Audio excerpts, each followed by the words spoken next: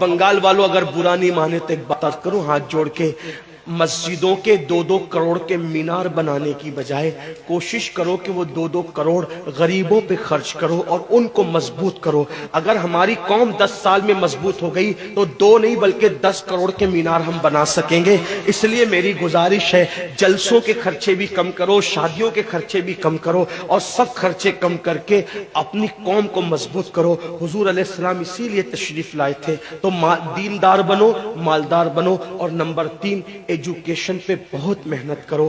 کوئی بھی جاہل نہ رہے، کوئی بھی ان پڑھ نہ رہے، خوب پڑھاؤ اپنے بچوں کو۔ 10ویں 12ویں تک کبھی مت رکنا، بلکہ اپنے بچوں کو IAS بناؤ، IPS بناؤ، ڈاکٹر بناؤ، انجینئر بناؤ۔ ڈاکٹر بھی BUMS والا مت بناؤ بلکہ MD اور اعلیٰ سے اعلیٰ ڈگری دلاؤ۔ اب آپ کہیں گے مولانا پیسے نہیں ہے، میں آپ سے کہتا ہوں ہر سال عید پہ نیا کپڑا نہ بنانا پڑے نہ بناؤ، دھلے ہوئے کپڑوں پہ عید کر لو، لیکن اپنے بچوں کی تعلیم پہ خرچہ کرو۔ اسی طریقے سے کسی اور جگہ پر پیسے لگانے کی بجائے 10 سال اگر ان 3 نکات پر آپ نے محنت کر دی، دیندار بنو، مالدار بنو اور ایجوکیشن کو عام کرو، ہر بندے کو پڑھا لکھا بناؤ۔ آپ کہیں گے مولانا نوکری نہیں ملتی، میں کہتا ہوں ہم نوکری کے لیے نہیں پڑھتے، ہم اچھا انسان بننے کے لیے پڑھتے ہیں۔ اس لیے کہ پڑھے لکھے کی تجارت میں ان پڑھ کی تجارت میں فرق ہے، پڑھے لکھے کی گفتگو میں ان پڑھ کی گفتگو میں فرق ہے، پڑھے لکھے کے اٹھنے بیٹھنے میں ان پڑھ کے اٹھنے بیٹھنے میں فرق ہے۔ دیکھو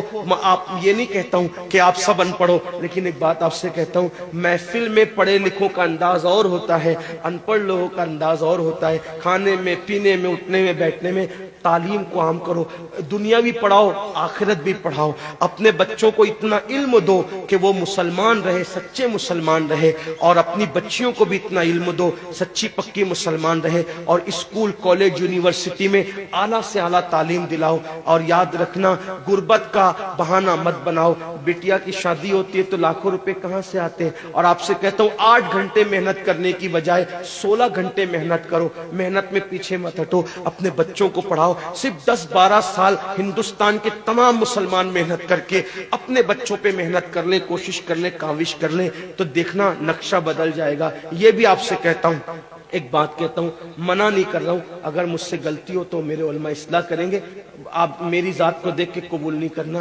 باپ کے چہلم پر 40 دیگ پکانے کی بجائے 1 دیگ پکاؤ، ان 40 دیگوں کا خرچہ بچا کر کسی بچے کی تعلیم پر اپنے باپ کے ایصال ثواب کے لیے خرچہ کر دو۔